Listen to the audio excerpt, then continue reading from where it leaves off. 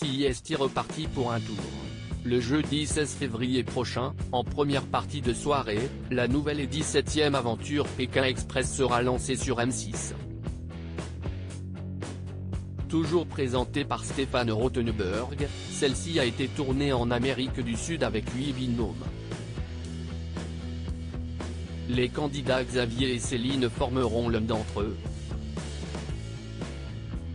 Lui est le patron d'une entreprise et elle, son employé qu'il a recruté il y a 10 ans.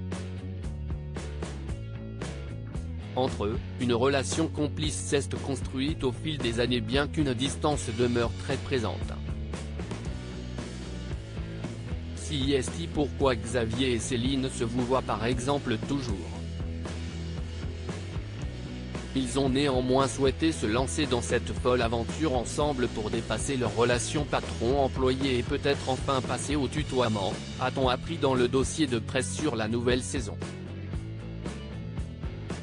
Mais certaines limites vont être plus difficiles à franchir que d'autres, comme celle de dormir ensemble.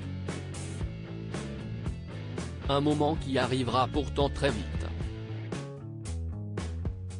Une situation gênante en effet, comme on le découvre dans une séquence dévoilée sur le TikTok officiel de M6, Xavier et Céline vont dès le début devoir partager un lit. Bon, de toute façon, je garde le caleçon, a prévenu Xavier, amusé par la situation.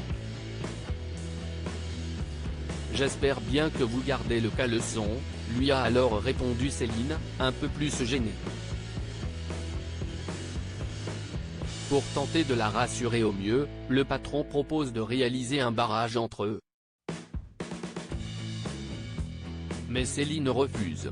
Je n'aie pas peur, assure-t-elle, lui demandant tout de même de bien rester de son côté mais aussi de ne pas ronfler.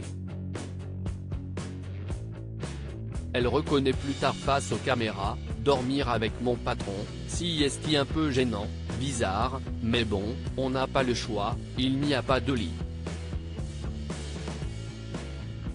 Pour Xavier aussi tout cela n'est pas évident. Au moment de se mettre en pyjama, il a souhaité que Céline cache sa tête sous la couette le temps qu'il se mette en caleçon et enfile un jogging. En commentaire, les images ont beaucoup fait rire les internautes. Je garde le caleçon, B qu'il garde son pantalon même mort de rire, promotion canapé faut profiter en même temps, pour rire, peut-on lire entre autres.